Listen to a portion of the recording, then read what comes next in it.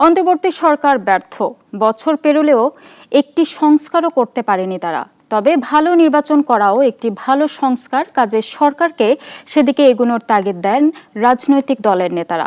তবে দেশে যেভাবে মব কালচার শুরু হয়েছে তাতে সুষ্ঠু নির্বাচন সম্ভব কিনা ভেবে দেখার বিষয় বলেও মন্তব্য করেন তারা। রাজধানীতে এক আলোচনা সভায় তারা এসব মন্তব্য করেন।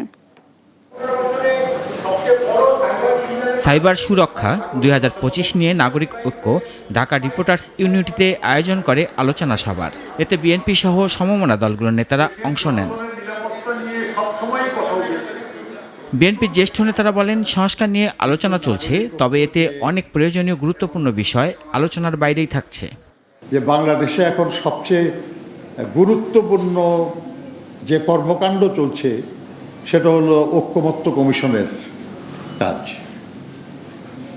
অনেক বিষয় নিয়ে আলোচনা হচ্ছে, কিন্তু যে বিষয় নিয়ে আজকে আলোচনা, এই নিয়ে তো কোনো আলোচনা নাই সেখানে।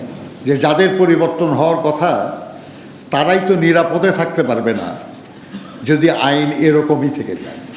সভাপতির বক্তব্যে মাহমুদুর রহমান মান্না দেশের বর্তমান পরিবেশে নির্বাচন নিয়ে শঙ্কা প্রকাশ করে বলেন, সুষ্ঠু নির্বাচন নিয়ে ভাবতে হবে।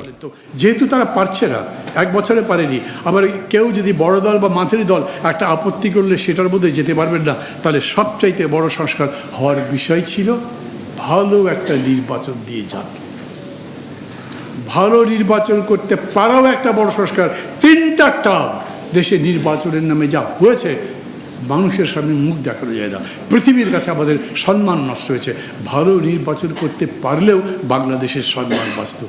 সরকার ক্ষমতা দীর্ঘ করতে চাচ্ছে না, সে লক্ষ্যে তারা সম্মানের সাথে যেতে চাচ্ছে বলেই একটি দলকে বিশেষ সুবিধা দিচ্ছে কিনা এমন প্রশ্নও রাখেন নাগরিক ঐক্যের এ নেতা।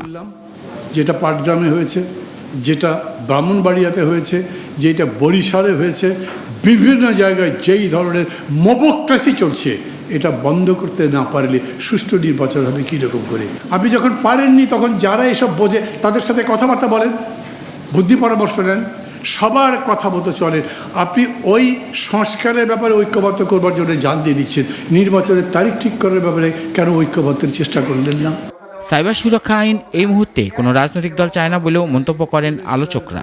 সহকারী রাশেদুল কাদের, নাগরিক, ঢাকা।